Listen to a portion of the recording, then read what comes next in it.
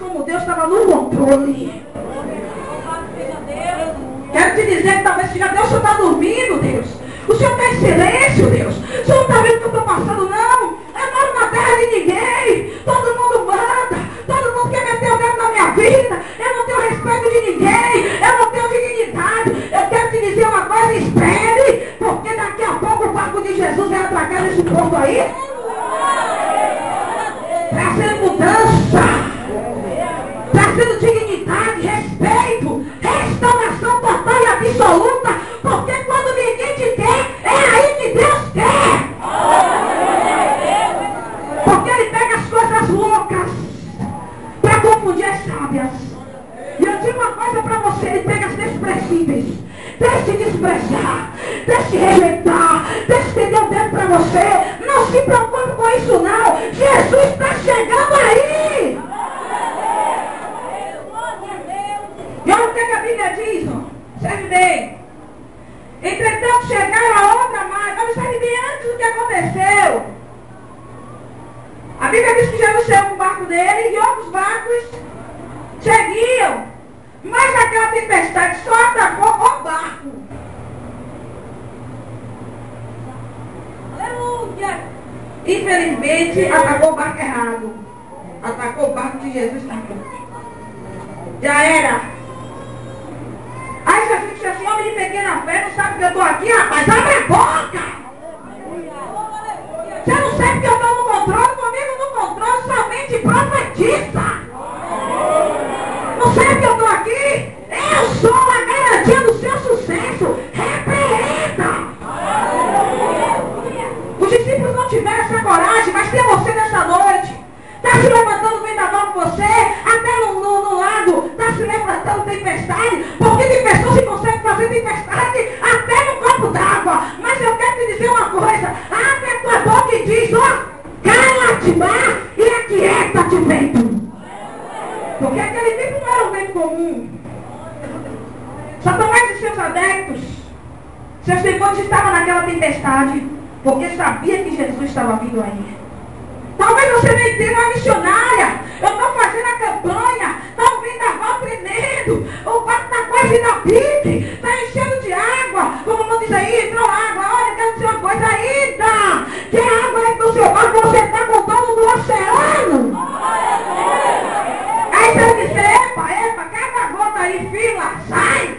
Aleluia. Você está entendendo? O importante não é quem está no vento, não, minha filha. O importante não é quem está nas ondas, não. O importante é quem está no barco. Porque quem está no vento, ou seja, quem está se levantando contra a sua vida, nessa tempestade toda, nesse vendaval, não é o que menos importa. O importante é quem está com você no controle do barco. Quem é que está no teu barco? Quem é que está na tua embarcação? Com quem você está indo para o outro lado? Agora entrar na vida daquele homem. Estava lá endemoniado, nu, observe bem, sem dignidade de ninguém, fora do seio da sua família. Preste bem atenção, olhe para cá. Mudança de história. Nu, desempregado, sem juízo, sem dignidade, sem respeito, sem saúde física, sem saúde psicológica, sem saúde emocional. Era o desprezado das nações daquele lugar. Muitos olhavam para ele e viam um caso perdido. Jesus viu o missionário. Muitos olhavam para ele e viam apenas mais uma alma que dali para frente só ia morrer. Jesus viu vida. Talvez as pessoas olhem para você, mas é drogado, é maconheiro, é cachaceiro, é viciado, não tem jeito não, ladrão, está fazendo, está acontecendo. Talvez a sociedade olhe assim para você, mas eu quero te dizer uma coisa nesta noite. Jesus quer te libertar aqui e mandar ir para outro campo logo.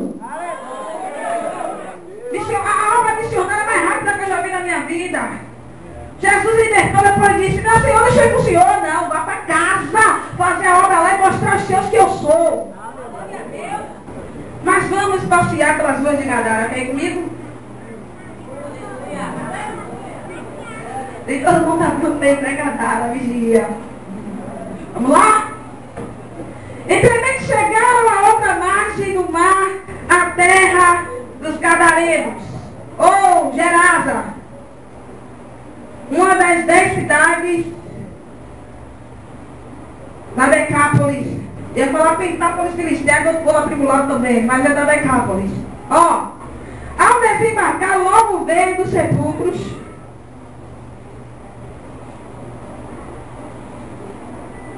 ao seu encontro um homem possesso de espírito imundo.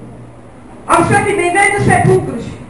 Cemitério. Ó, observe bem, preste atenção, em nome de Jesus, olhe para cá.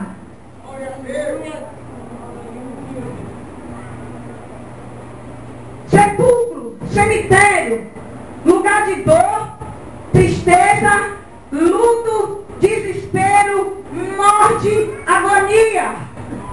Observe bem o estado que estava a vida daquele homem.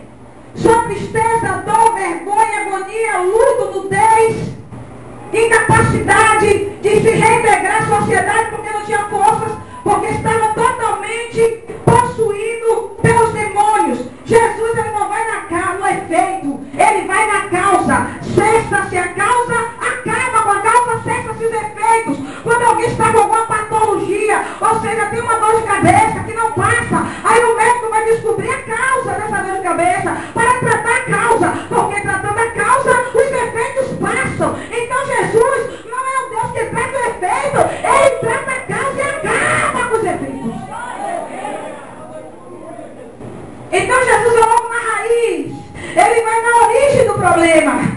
Então aquele homem estava enfermo da mente, enfermo da alma, enfermo do espírito e enfermo do corpo. Aquele homem estava totalmente dominado por espíritos malignos. E Jesus chegou naquele lugar, naquela tarde, para mudar a história da vida daquele homem. E o dia daquele homem foi o dia dele, nunca mais foi o mesmo. Amanheceu diferente, alguma coisa ia acontecer em Gadara. Eu quero te dizer, alguma coisa com certeza vai acontecer na tua vida hoje, porque hoje é o dia dele, o dia de Deus entrando providência na tua vida e mudar a tua história. Aí eu observei. E qual vivia nos sepulcros, e nem mesmo com cadeias alguém poderia prendê-lo. Porque ninguém entendia o que aquele homem estava passando. O povo queria amarrar o corpo, mas aquele homem estava doente do espírito. As pessoas não poderiam compreender que a vida daquele homem era preciosa, era tão preciosa, que Jesus atravessou o mar da Galileia para salvar e resgatar e usá-lo como boca em Decápolis. Observe bem. As pessoas prendiam, imagina o problemão que aquele homem não era. Imagina a dor de cabeça que aquele homem não dava naquele lugar. Imagina para enterrar alguém, que loucura não era. Tinha que enterrar ligeiro antes que ele chegasse, senão ele ia se arrebentando, quebrando com tudo. Observe bem.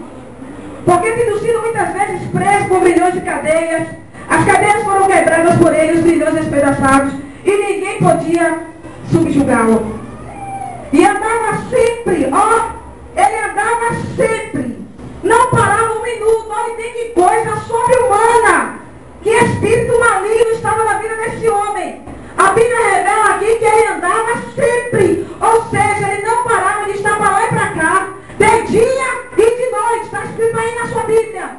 Então não havia, imagine como estava a estrutura física daquele homem. Eu creio que aquele homem deve ter virado uma aberração. Imagine o estado, estava parecendo um monstro, porque o homem que não parava de andar não tinha paz. Aquele homem ficava de um lado para o outro, não tinha descanso. O seu espírito precisava de descanso, a sua alma precisava de descanso. Ele precisava de alguém que tivesse autoridade para mudar a história dele. E a Bíblia diz que de dia e de noite ele não parava. Corria de um lado para o outro. Talvez tem pessoas assim, correndo de um lado para o outro, de um lado para o outro, não dorme, de noite preocupada com isso, com aquilo outro, o que é que eu vou fazer? Meu Deus, ai! Mas nesta noite chega de ai na sua vida, porque Jeová da glória vai mudar a tua história. Observe bem, andava sempre de dia e de noite, clamando, porém, dos sepulcros e pelos montes, ferindo-se com pedras. Quando de longe viu Jesus e correu e o adorou. Observe bem que tantos demônios, alguma coisa na vida daquele homem tinha sede de libertação.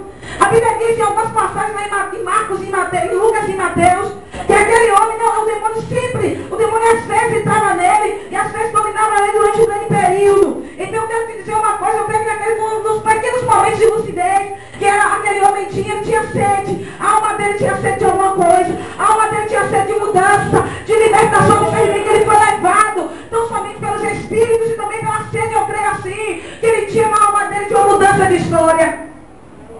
Mas a possessão maligna na vida daquele homem era tão grande, que quem abriu a boca para falar com Jesus foi Satanás, os demônios reconheceram a autoridade de Deus naquele lugar. Então observe bem, quando de longe viu Jesus, correu e adorou, e exclamando com alta voz, ó, quem tem meu contigo, Jesus, filho do Deus Altíssimo, declarou logo que Jesus é, porque eu já o conheço. Conjuro-te por Deus, que ele não me atormente antes do tempo, tem algumas passagens escritas, porque a Bíblia diz que é um tempo determinado para que Satanás e seu demônio serão condenados e lançados no inferno. Observe bem, porque Jesus lhe dissera, ó, espírito imundo, sai deste homem, uma ordem. Eu quero te dizer que apenas uma palavra nesta noite muda a sua história.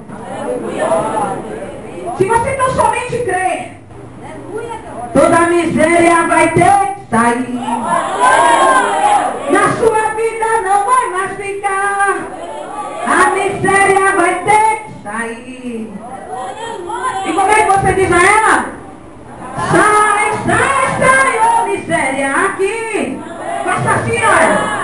Sai, sai, sai, ô miséria, é minha vida. Não vai mais ficar. Então Jesus chegou para mudar minha vida e a sua. Observe bem. Exclamando em outra voz, dizendo que tenho contigo, Jesus, filho do Deus Altíssimo. Conjuro-te por Deus que não me atormente, porque Jesus lhe dissera, espírito imundo, sai deste homem. E perguntou-lhe, qual é o teu nome? Respondeu ele, Legião é o meu nome. A legião romana era composta por mais de 5.000 homens, 6.000 homens. No primeiro período, eram apenas pessoas que eram tiradas só em determinadas épocas para defender o Estado. Mas eu quero dizer que depois se tornou oficial. E era uma legião terrível, a legião de Roma, a legião romana. Era terrível, sanguinária, miserável, matava, sangrava, gostava de destruição, de carnificina. Você pode observar a história dos gladiadores. É terrível, Roma era terrível, era um derramamento de sangue. E Gadara se tornou o campo de batalha de Roma. Satanás estava ali no lugar que ele se sentia à vontade, porque era um lugar de morte, de guerra, de briga, de luxúria, de dinheiro, de porcos, de contenda, de batalha, de derramamento de sangue, tudo é terrível. E ele se sentia à vontade. Mas Jesus chegou para mudar a história daquele homem e a história daquele lugar. Não importa quão terrível seja o lugar, importa que mais terrível é aquele que vai mudar. Botar a casa em ordem, tirar a bagunça. Jesus foi para acabar com a bagunça e levantar o missionário. Talvez você diga, mas a casa da minha cunhada é uma bagunça, a casa do meu irmão é uma bagunça, a casa de não sei quem que eu conheço é uma bagunça. Eu quero te dizer uma coisa, clame a Jesus, porque ele vai chegar lá, vai colocar a casa em ordem, vai levantar missionário, pastor, diácono, evangelista, para louvar a glória dele. Porque Jesus que coloca a casa em ordem. E a Bíblia diz que Jesus agora chegou em Gadara, os demônios foram adorar ele, ó. E perguntou, e rogou-lhe que encarecidamente, observe meu respeito, por uma legião de 6.000 demônios, matou 2.000 porcos, mas eram mais de 6.000, mais de 5.000 demônios, ó. E rogou-lhe encarecidamente que os não mandasse para fora do país, observe bem. Ele pediu encarecidamente a Cristo que ele não mandasse para fora do país. Existem espíritos que dominam territórios e que precisam de intervenção direta do sangue do Cordeiro para que cesse o domínio de Satanás sobre